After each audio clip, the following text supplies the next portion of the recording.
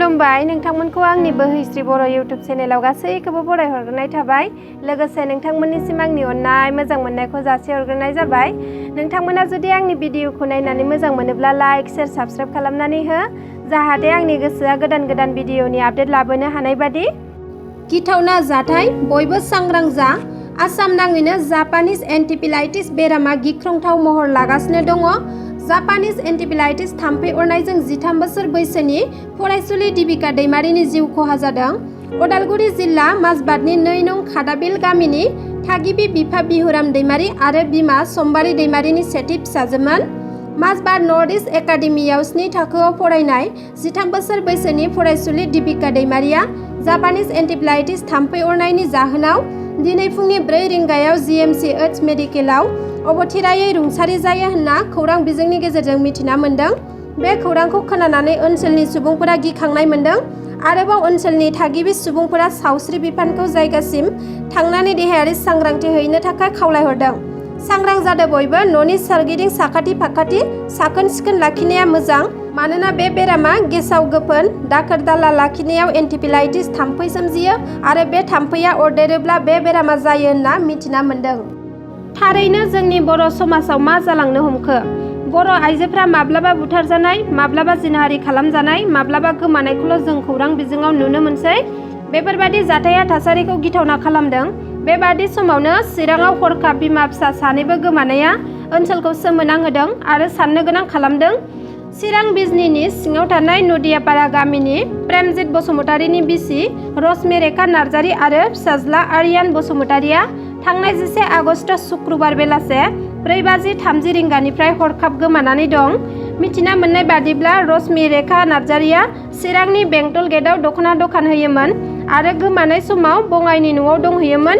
न'खरनि सुबुङा फोरमायनाय बादिब्ला रश्मिरेखा नार्जारीनि मबाइल, रांनि बेगफोरा न'आवनो दंमोन आरो फिसाज्लानि लेखा बेगफोरा लेथेर फिथेरै रुमावनो दंमोन होनना खौरां बिजोंनि गेजेरजों मिथिना मोनो। नोंथांमोनहा सोरबाफोर नुसनबायोब्ला बे मबाइल नाम्बाराव खौरां हरनो थाखाय न'खरनि मानसिया खावलायदों। क'क्राझाराव 13 बोसोर बैसोनि सासे बर' उन्दै गथ' हिन्जावसाखौ जिनाहारि खालामग्रा दायनिगिरिफोरखौ हमनो हाबाय। बिसोर 4 दायनिगिरिफोरखौ साजा होनांगौनि गोख्रों दाबि दैखांदों मिरु एबसु आफादा। आरो दायनिगिरिफोरनि मुसुखा सावना मा फोरमायदों नोंथांमोना भिडिअआव नायलांदो। जे प्रतिबाद खालामनो गोनां जादों जे थांनाय 25 जुन 2023 नि घटना बियो।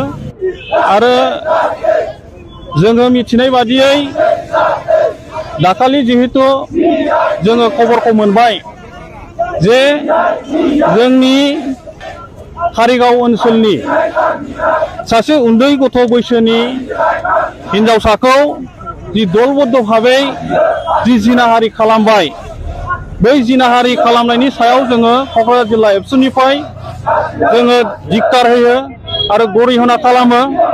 आरो बै जाय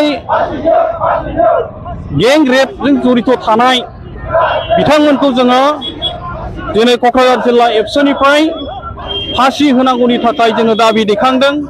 बिथांमोनानो जाहैबाय आशराफुल आली, रफिकुल हक, खायरुल आली आरो दिलदार आली होननानै जोङो मिथिदों। आरो दिनै मिथिनाय बादिब्ला बिथांमोनजों आरो लोगोआव दंबावो होननानै जोङो मिथिदों।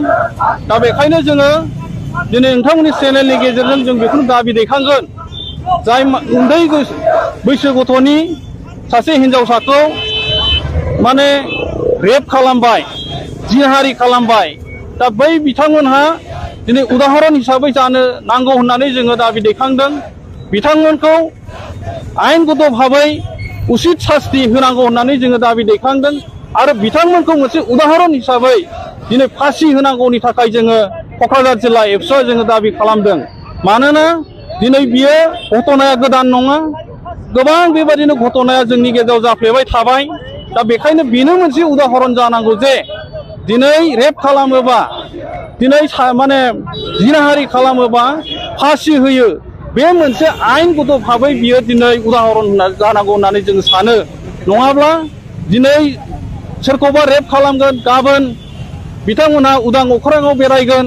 थिग दिनै बेबायदिनो नुबाय थानायखाय दिनै जोङो सानो दिनै रेप खालामनोबो दिनै गिनाय गैया, जे गोसो बायदियै रेप खालामो गोसो बायदियै दिनै बिथांमोना आयेननि बेबस्थाजों ओंखारनानै फैयो माने दा बेफोरबादिखौ जोङो दिनै बेखायनो जोङो खावलायगोन जाहाथे बिथांमोनखौ आयेनगत भाबै बेबस्था लानानै बिथांमोनखौ फासि होनांगौनि थाखाय जोङो दिनै दाबि दैखांदों दा दिनै जोङो गोबां खबर बेबादिनो मोनबाय थादों दा दिनै जोंनि गासै माहारियारि जोंनि फरायसा आरो फरायसुलि बिथांमोनखौबो जोङो खावलायदों जाहाथे जोङो बुजिखा हसिखा दिनै बेबादि खामानिफोरजों दिनै जड़ित जाहाथे थाया जों बेखौबो दिनै नोंथांमोननि चेनेलनि गेजेरजों जोङो खावलायगोन आरो जोंनि माहारियारि गासैखौबो जोङो खावलायगोन जोंनि ओनसोलफ्राव जाहाथे जों साफ्रोमबोनो दायित्व लानानै भबिष्यतआव दिनै बेबादि जाथाया बारे बारे जाफ्लेबाय थाया जोङो दिनै बेखौ खावलायगोन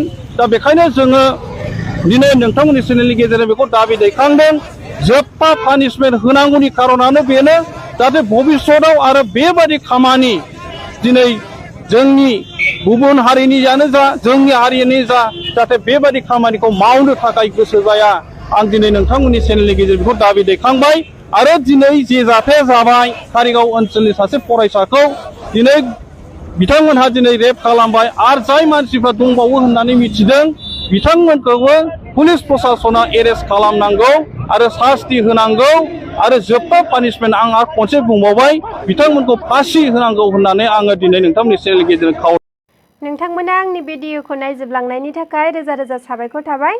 एसेनोसै, गोजोन्थों।